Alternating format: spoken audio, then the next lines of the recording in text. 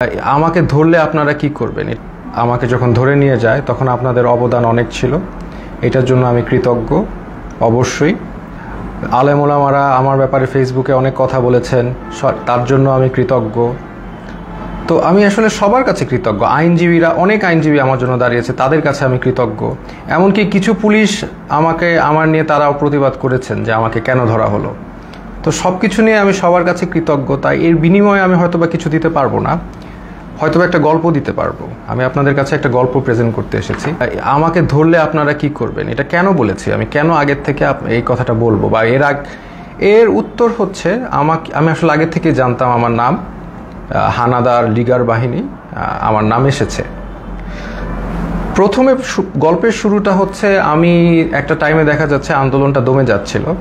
তো তখন সাদিক ভাই উনি আমাকে আসলে বলেন যে আমরা কি করতে পারি এখন, মানে আপনাকে ধরলে হয়তো বা আন্দোলনটা আরও চাঙ্গা হবে। তাই আমি বললাম না, আমাকে ধরার সম্ভাবনা কম, আমাকে ধরা তো বোকামি হবে, কারণ আমাকে ধরলে জনগণ আন্দোলন করবেই। তো এইটা আমি মনে করি না আওয়ামী লীগ এরকম বোকামি করবে। তো এইটাই বলেছি, বাট আমাকে যদি ধরে তাহলে আমি ব্যবস্থা করব। মনে হয় যে রাজাকাররা আসছে বা ওই লিগার হানাদাররা আসছে। তা আমি যে দরজায় দেখি কি আমার দারোয়ান। তা আমি ঘুমের মধ্যে ছিলাম, তো আসলে ওইভাবে চিন্তা করি নাই যে এইটা একটা ট্র্যাপ। আমি খুলে দারোয়ানকে জিজ্ঞেস করতে গেলাম কি, সাথে সাথে দরজা ধাক্কা দিয়ে হানাদার লিগার বাহিনী ঢুকে গেল। আমি তো মানসিকভাবে প্রস্তুত, এখন ঢুকে গেছে, এখন তো আর কিছু করার নাই। আমি বললাম আপনারা দাঁড়ান, আমি আসতেছি। এটা বলে আমি আমার ছোট বোনের কাপড় নিয়ে আসতেছি। তো আমি আমার ছোট বোনের রুমে গিয়ে আমি ওর চুলটা টান দিলাম। ও রাগ করে উঠে বসলো, আমার দিকে তাকালো। তো আমি বললাম দে আর হিয়ার। তো ও বললো কে? পুলিশ। আমি বললাম you know what to do, তুমি জানো তোমার এখন কি করতে হবে, এই শেষ কথা। তারপর আমি একটা কাপড় নিয়ে আমি ওদের সাথে চলে গেলাম। ওরা আমার বাসার যে সিসি ক্যামেরা ওগুলো সব বন্ধ করে রেখেছে, কিন্তু লাকিলি একটা ক্যামেরা অন ছিল, ওরা বুঝে নাই সেটা, ওটাকে তারা ক্যাপচার হয়ে গেছে যে তারা এগুলো নিয়ে গেছে। প্রথম দিন রাতে তারা আরও কয়েকজনকে ধরার চেষ্টা করলো, পায়নি। আমাকে নিয়ে তার ডিবি অফিসে নিলেন। ওইখানে যে অবস্থা, এটা ভয়ঙ্কর অবস্থা।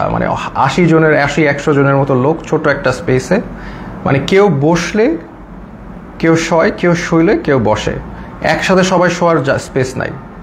ওইখানে আরেকটা এশিয়ান ইউনিভার্সিটির একজন প্রফেসর ছিল, উনি শোয়ারই চান্স পায়নি, উনি বসেই ছিলেন, কেন স্পেস নাই, এত একটা কনজাস্টেড এরিয়া। ফ্যান নাই, একটা রুমে কিছু এসি ঢুকে, আর বাকি সব রুমে হচ্ছে একদম ফ্যান নাই, কিছু নাই। সব সময় লাইট থাকে, সব সময় সাউন্ড থাকে, আপনি ঘুমাতে পারবেন না। তো ওইখানে ঢুকে প্রথম দিন তো আমার খুব অবস্থা ভালো না। আমার তেমনি আপনারা জানেন স্পাইনে প্রবলেম হওয়ার কারণে আমার এমনি সবসময় পেইনে থাকে, আমি নিউরোলজিক্যাল পেইনে থাকি। ফিজিওথেরাপি করলে কমে, আবার নাহলে বেড়ে যায়। সেই সিচুয়েশনে আমাকে এরকম একটা জায়গায় নিয়ে গেল যেখানে আমার কোনো বসার জায়গা নেই, সব পুরাটাই ফ্লোর, হার্ড ফ্লোর, তাও আবার মুভ করার তো কোনো স্কোপই নাই, শত শত মানুষ। তো এরকম জায়গায় প্রথম একদিন ছিলাম, ওই রাতে ছিলাম। তারপরের দিন ওরা আমাকে ডেকে নিয়ে গেল উপরে নিয়ে তারা আমাকে প্রশ্ন করলো যে আপনি ব্র্যাকে কয়জন শিবির আছে। আমি বললাম আমি তো শিবির করি না, আমি কীভাবে জানবো ব্র্যাকে শিবির কয়জন আছে বা কি। এরকম অনেক প্রশ্ন করলো বারবার।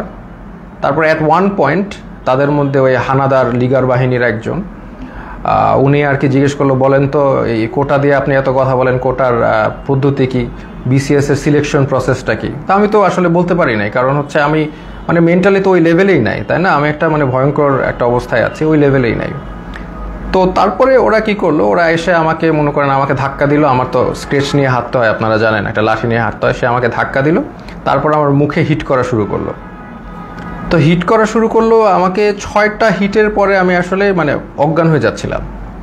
তো অজ্ঞান হয়ে যাচ্ছিলাম, তারা আমাকে বলে না ডোন্ট এরকম করে আমাকে দাঁড় করাইলো, আবার 2-4 বার হিট করলো।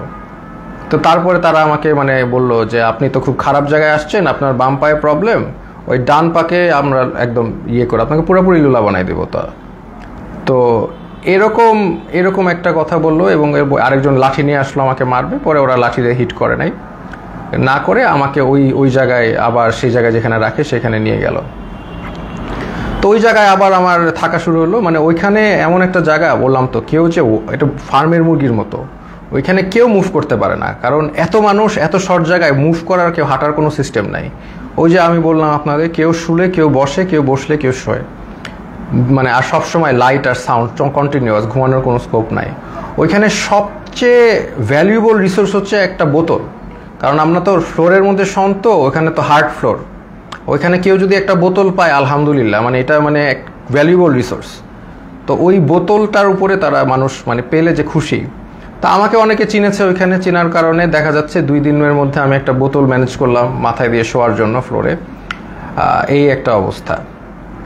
তো আরেকটা বিষয় হচ্ছে ওইখানে 80 জনের একটা টয়লেট, আর আমার তো এমনি যেহেতু হাই কমোড ইউজ করতে হয়, বিকজ আমার মানে স্পাইনে প্রবলেম আছে, তো ওইখানে লো কমোড, তাও আবার 80 জনের জন্য একটা, 100 জনের জন্য একটা। তো এত লোকের একটা কমোড তো বুঝতেই পারছেন কেউ ইউজ করতে পারে না ওইভাবে। সো আমি খাওয়া কমিয়ে দিলাম, because I have to go to the washroom, এটা তো যাওয়া যাবে না। আমি খুব কম খাওয়া শুরু করলাম যাতে টয়লেটে না যাওয়া লাগে। আর আরেকটা বিষয় হচ্ছে টয়লেটে ইউজ করে সাবানও তারা প্রোভাইড করে না কোনো রকম। সো এইরকম একটা কন্ডিশনে আমরা যাচ্ছি। আর এরপর থেকে আর কি আসলে জিনিসটা বুঝলাম যে বিষয়টা কি আসলে, এটার বুঝার বিষয় ছিল, এখন আমি বুঝতে পারলাম।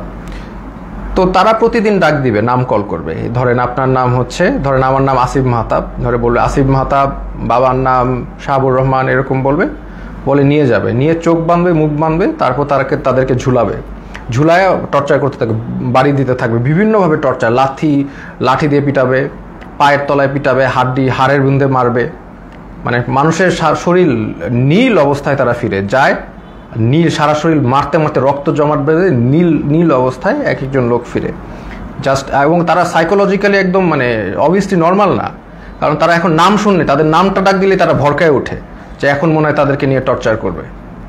তো এইরকম অবস্থা আমি দেখলাম বিষয়টা, যে এরকম চলছে। তো এখন এরকম চলছে, আমি তো বুঝলাম যে হয়তোবা আমার সাথেও এরকম করবে, তারা তো বলেই দিছে আমাকে পাটা ভেঙে দিবে। তো এরকম একটা করবে এবং সবার সাথেই করছে। স্পেশালি জামাতের যারা আছে তাদেরকে, মানে জামাত যেহেতু বলে ফেলছে একবার, তাদেরকে মানে অমানবিকভাবে টর্চার করছে জামাত। আর নূর ভাইয়ের সাথেও ওইখানে দেখা হলো, নূর ভাইরে বললাম কি অবস্থা, তো নূর বলল যে ভাই আমাকে তো অনেক মারছে, হাত দিয়ে দেখালো, হাত নীল হয়ে গেছে। তো এই হচ্ছে সিচুয়েশনটা। আর ওখানে তো মানে আর সবসময় তো লাইট, বাইরে যে একটা আলো, বাইরে যে বৃষ্টি পড়তেছে নাকি, এটা আমরা গেস করা শুরু করলাম যে বাইরে আদৌ বৃষ্টি পড়ছে কিনা, কারণ মোটা ওয়াল, কোনো উইন্ডো নাই, কোনো বাইরের কোনো আলো বাতাস তো আমি জানি নাকি, ভিতরের মধ্যে থাকি আমরা বদ্ধ ঘরে, শুধু আলো আর এই যে কনস্ট্যান্ট সাউন্ড, মানে এই একটা অবস্থা। তো এরকম যাচ্ছে, এরকম একটা অবস্থা যাচ্ছে।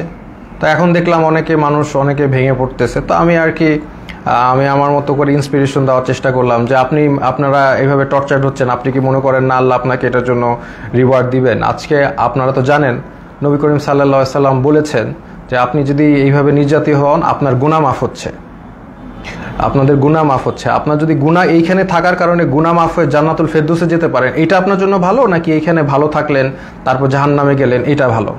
তো এইভাবে আমি সবাইকে একটু ইন্সপায়ার করার চেষ্টা করলাম, মোটিভেশন দেওয়ার চেষ্টা করলাম। আর আমার নিজের তো হেলথ কন্ডিশন ডিটোরিয়েট করতেছে প্রোগ্রেসিভলি, আর ওয়াশরুমের ইস্যুটা তো ছিলই। তো এইরকম একটা অবস্থায় সবাইকে মানে মোটিভেট করছি আমি। আর আমার নিজেরও তো ওই যে ফার্স্টের দিন যেভাবে আমার মুখে ফেসে হিট করেছে, এই পরে তো আমার একটা দিন জ্বরই ছিল, আমি শুয়েছিলাম। তো এই হচ্ছে আমাদের মানে সিচুয়েশন। আমি ওখানে একদিন শুয়েছিলাম, তারপরেও আমি সবাইকে মোটিভেশন দেওয়ার চেষ্টা করি। একটা ছেলে আসলো, সেই ছেলেটা কাঁদতে কাঁদতে, স্যার আমি তো কিচ্ছু করি না, আমি জাস্ট ইলেকট্রিক্যাল কাজ করি, আমাকে ধরে নিয়ে আসছে স্যার, আর ধরে নিয়ে আমাকে টর্চার করতেছে, কাঁদতে কাঁদতে শেষ। আমি বললাম কাঁদতেছো কেন, মানে তুমি পুরুষ মানুষ না, are you not a man, তুমি কাঁদবা কেন, টর্চার করলে করবে। বলে স্যার আমাকে স্বীকার করতে বলে, আমি খুন করেছি, এই করেছি, আমি তো করি নাই স্যার। বলে করবা না, স্বীকার করবা না, তোমার পাটা যদি কেটেও ফেলে তারপরেও তুমি স্বীকার করবা না, কেন করবা? যেটা সত্যি সেটা বলবা, তুমি করবা না স্বীকার, আমাকে মেরে ফেলবে। তো ওইখানে আবার একটা জিনিস বুঝলাম যে সবাই কান্নাকাটি করে যে তাদের একটু মানে জেলে কবে যাবে, মানে তাদের জেল হচ্ছে তাদের জন্য স্বর্গ। ওইখানে যেভাবে টর্চার করে, যে নাম ডাকবে, বাবার নাম ডাকবে, দ্যাট মিনস তাদেরকে টর্চার করা হবে। তা এই জন্য তারা যদি জেলে যেতে পারে, এটার জন্য তারা দোয়া করে আল্লাহর কাছে, আল্লাহ আমাদের যাতে জেলে দেয়। তো এরকম অবস্থা। আমাকে তারপরের দিন, আমি তো অলরেডি এর মধ্যে তো আমি আমার বোনকে বলে আসছি, তার মানে আমার যে ভিডিওটা ছিল যে আমি আমার ভিডিও দেখলে আমি মৃত, হ্যাঁ, তো এই ভিডিওটা আমি আশা করছি যে পোস্ট হয়ে যাবে, আমার বোনকে যেভাবে কাজ করতে বলেছি করবে, লয়াররা কাজ করবে। তো এটা আমি আশাবাদী ছিলাম যে ইনশাল্লাহ সবাই যার যার অবস্থা থেকে কাজ করবে, স্টুডেন্ট আন্দোলন করবে, যে এগুলো করার পরে এবং জনগণ যখন এটার এগেনস্টে কথা বলবে, আরেকটা ইস্যু হয়ে যাচ্ছে, ফার্স্ট অফ অল আরেকটা নতুন ইস্যু হয়ে যাবে, যেটা দিয়ে আবার আন্দোলন শুরু হবে। এইটা আমি জানতাম। আর এটার পরে আমাকে যদি আরও টর্চার করবে, কিন্তু এটা তাদের জন্য আরও খারাপ হবে। তো তারপরে আমাকে তারা ঠিকই গুম করা অবস্থায়, আর আমার বাবা মা যতটুকু জানলাম আমাকে গুম করে ফেলছে। তো এটা তারা বলছে, তারা স্বীকার করে না যে তারা নিয়ে আসছে। তো এই অবস্থায় তারা আমাকে কোর্টে চালান দিল। তো আমি চিন্তা করলাম যে কোর্টে যেহেতু যাচ্ছি, এখানে মিডিয়া পাইলে আমি আমার এক আঙ্গুল দেখাবো, শাহাদাত, এক উম্মা, আমরা এক উম্মা, হ্যাঁ, আমার গায়ে আমরা সবাই এক। তো এই সিম্বলটা আমি চিন্তা করেছি দেখাবো। তো আমি জানি যে এগুলো দেখালে তারা আমাকে আরো অনেক নির্যাতন করতে পারে, দেখাইলাম, কারণ এটা আমি তো জানি জনগণ বুঝবেন যে আমি এক আল্লাহ, এক রসুল, এক উম্মা, এই কথাটা আমি বুঝাতে চাচ্ছি যে আমরা সবাই এক। আমার অত্যাচার যা হলে হবে, এই অত্যাচারের কারণে যদি আপনারা স্বাধীনতা পান, এই জুলুমের থেকে মাফ পান, তাহলে আলহামদুলিল্লাহ, নো প্রবলেম, আমাকে অত্যাচার করুক। তো আমি ডিসিশন নিয়ে নিলাম, এক দেখাবো। তা আমার সাথে ওই জগন্নাথের আরিফ ছেলেটা খুবই সাহসী ছেলে, ও আমার সাথে কেসটা দিল, মামলা দিল, আমরাও গেলাম, আমি ওকেও বললাম যে আমি এক দেখাবো।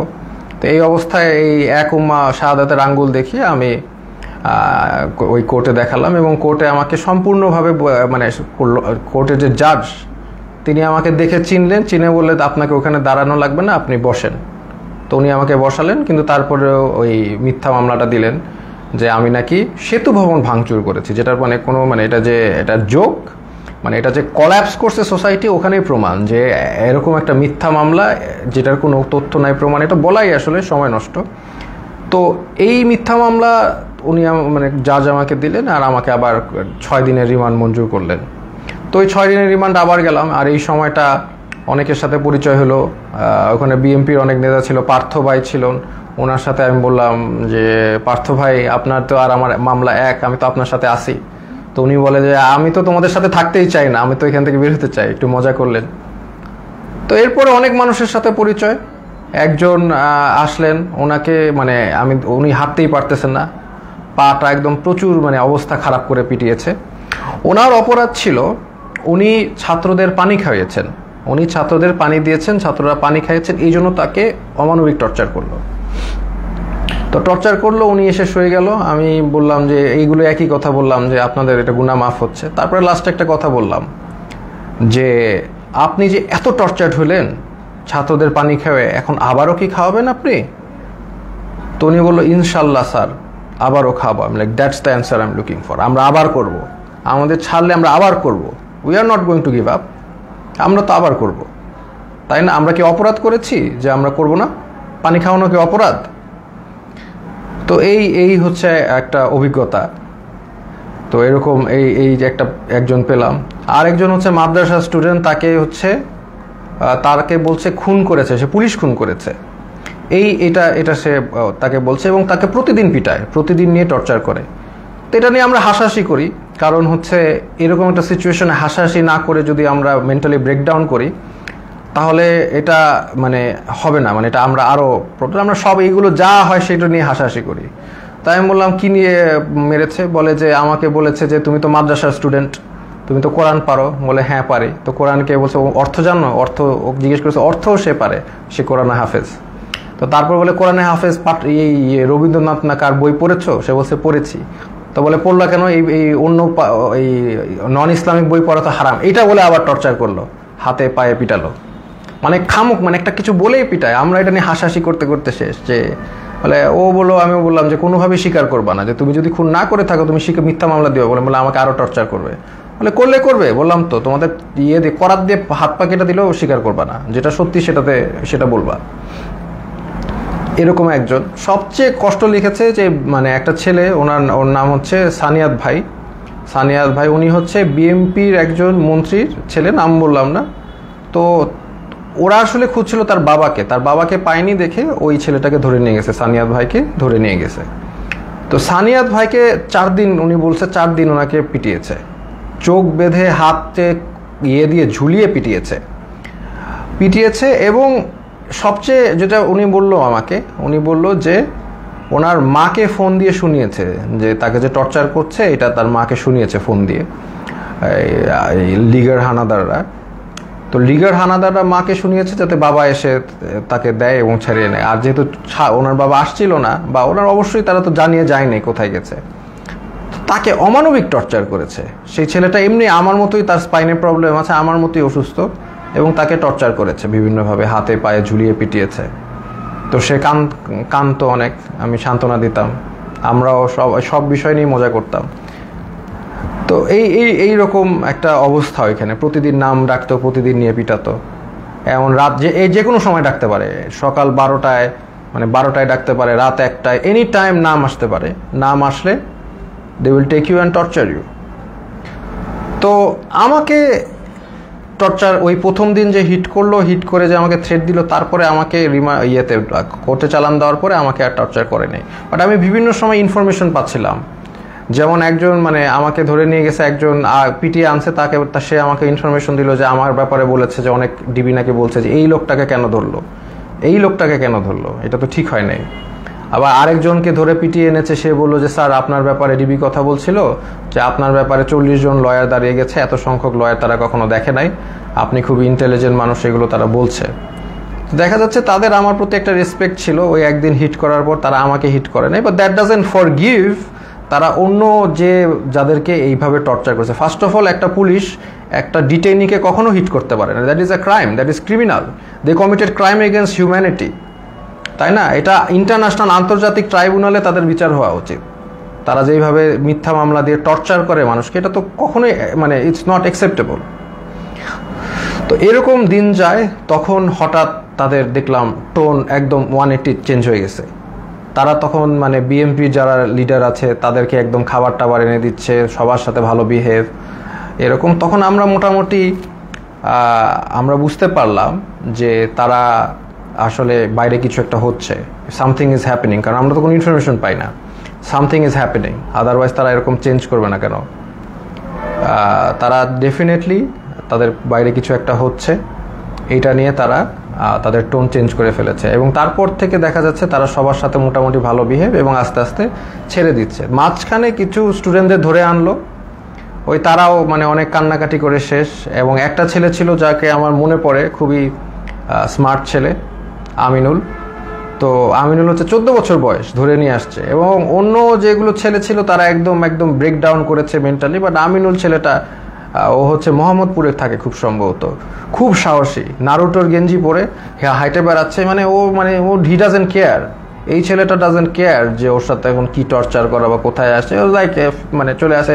আমাকে বলতে, স্যার আপনি কি ড্রাগন বল জি দেখেছেন? আমি বললাম হ্যাঁ ড্রাগন বল জি দেখছি। বলে আমি দেখতেছি, আমি ওই ডিমন স্লেয়ার দেখেছি, এই দেখেছি, সেই দেখেছি। তো মানে একদম মানে হি ডাজেন্ট কেয়ার। সে দেশ স্বাধীন করতে নামছে, ও দেশ স্বাধীনই করবে।